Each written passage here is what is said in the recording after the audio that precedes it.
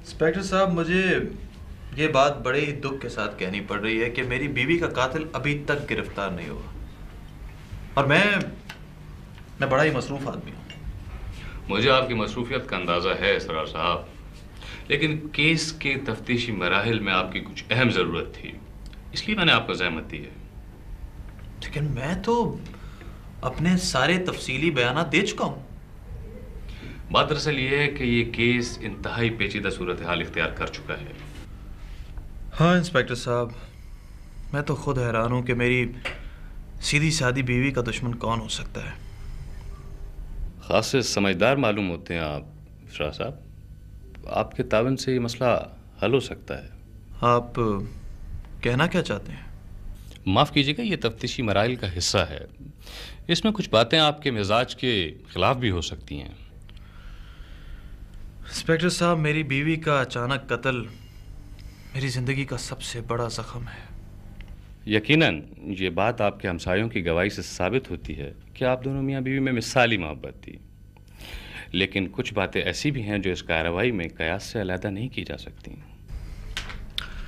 میرا خیال ہے وقت بہت قیمتی ہے انسپیکٹر صاحب۔ دیکھیں جی، وقت آپ کا بھی قیمتی ہے اور ہمارا بھی، لیکن چند ضروری سوالات ہیں جن کا جواب دینا آپ کے لیے بہت ضروری ہے۔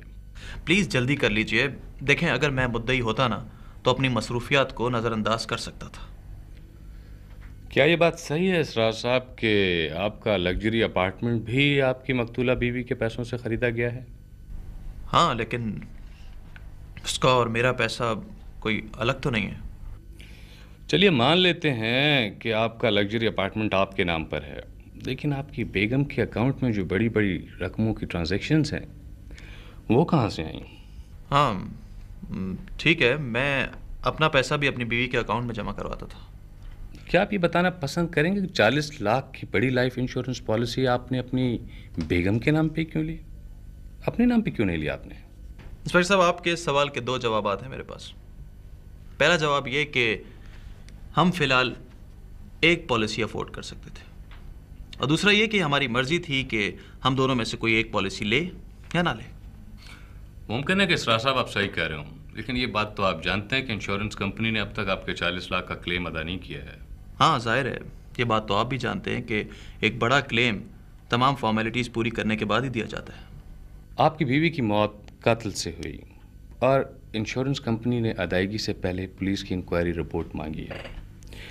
تاوقت یہ کہ آپ کی بیوی کے قاتل کا پتہ نہیں چل جاتا، آپ کو ادائیگی نہیں ہو سکتی۔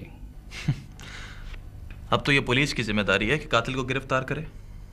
اس کیس میں مورخ واضح نہیں ہو پا رہا کیونکہ یہ دوہرے قتل کا کیس ہے۔